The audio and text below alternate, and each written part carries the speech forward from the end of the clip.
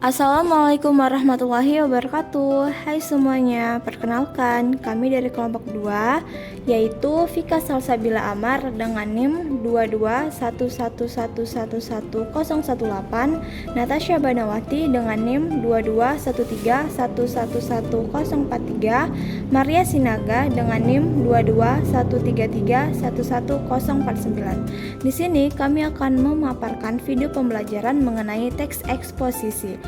Sebelum itu kami berterima kasih kepada Ibu dosen pengampu, Ibu Dr. Rosdiana Siregar MPD yang telah membimbing jalannya pengerjaan tugas ini. Teks eksposisi SMA kelas 10. Pengertian teks eksposisi. Teks eksposisi adalah paragraf atau karangan yang terkandung sejumlah informasi dan pengetahuan yang disajikan secara singkat, padat, dan akurat. Paragraf eksposisi ini bersifat ilmiah atau dapat dikatakan non-fiksi. Teks eksposisi ditulis berdasarkan informasi, data, dan fakta yang benar-benar terjadi. Informasi yang disajikan dalam teks eksposisi juga harus sesuai dengan pedoman penulisan 5W+1H yang mencakup apa, siapa, kapan, di mana, mengapa, dan bagaimana.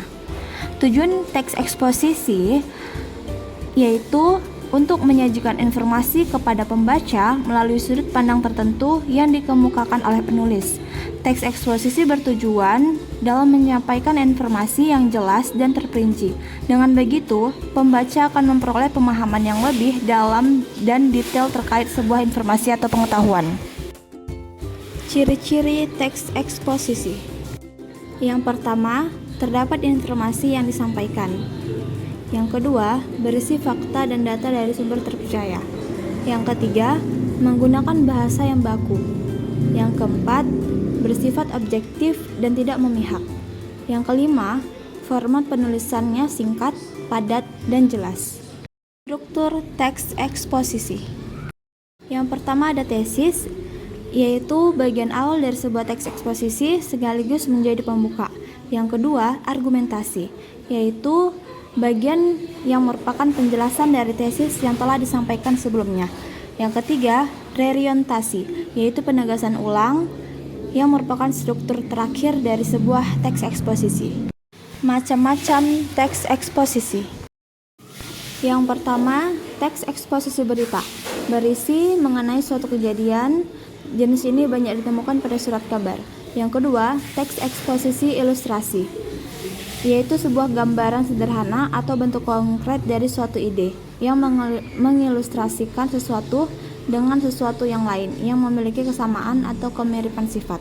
Yang ketiga, teks eksposisi proses, sering ditemukan dalam buku-buku petunjuk, pembuatan, penggunaan, atau cara-cara tertentu. Yang keempat, teks eksposisi perbandingan.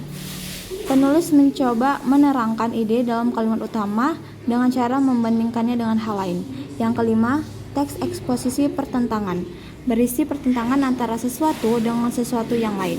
Yang keenam, teks eksposisi definisi, batasan pengertian sesuatu dengan memfokuskan pada karakteristik sesuatu itu.